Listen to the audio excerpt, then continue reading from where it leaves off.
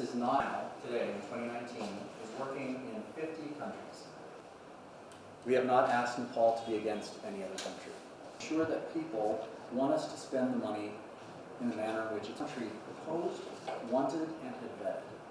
And parliamentary, including by protecting the principles that protect your country by What does this really imply to the land? and comments. I've already shared with you that this really has been addressed. Let me give you one more example, which is a bit smaller, more than a bit smaller, and best efforts. Our joint progress and partnership could be harmed. Decision has to be made, has to be honored. That I work technical personnel are aware that this country is experimenting. The Millennium Challenge Corporation. What is the meaning of this very phrase? That is what the With a particular focus on, one, harnessing. So, I think Nepal as a sovereign small country has at least as much of the Nepali buy-in.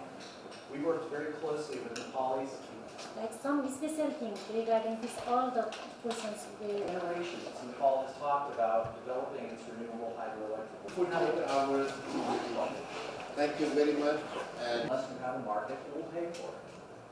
That is why the MCC. All people everywhere entitled to enjoy fundamental freedoms. So that cannot be changed. Now, some might for project work in a discussion that is based in fact.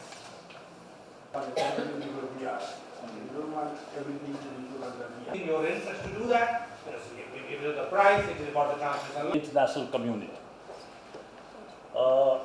Yes. Exact principles on which our relationship was founded 70 years ago.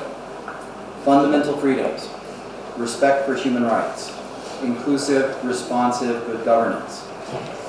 To those who would question this, I ask, what part of free, open, and secure is exclusionary or counter to anyone's interests? Is it in fact exclusionary to call for all countries to respect the sovereignty of others, regardless of their size? I certainly don't think so.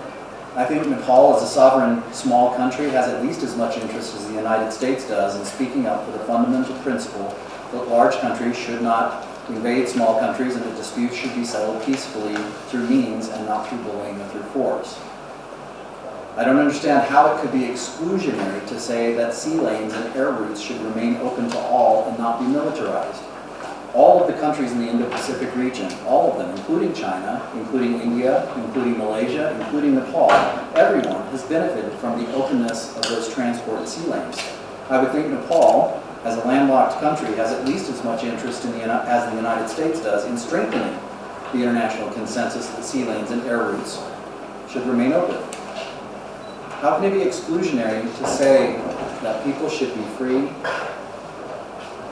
How can it be exclusionary to say that people should be free? Free to exercise their fundamental human freedoms. I think all people everywhere are entitled to enjoy fundamental freedoms across the world. Nepalis, as a people who have fought for their democracy and for their own freedoms, have at least as much interest as the United States in speaking up for the principle that human rights violations anywhere are a concern for all of us. Because isn't that why Nepal ratified the Universal Declaration on Human Rights and why Nepal maintains a mission in Geneva and a seat on the Human Rights Council? How can it be anti-anyone to say that refugees deserve protection or that minority groups should not be persecuted? That is a fundamental principle of international law and enshrined in multiple international agreements. We have not asked Nepal to be against any other country. I'm sure that people want us to spend the money in the manner in which it's received, including by protecting the principles that protect your country by strings and comments. I've already shared with you that this really has been our concern for all of us. Because isn't that why Nepal ratified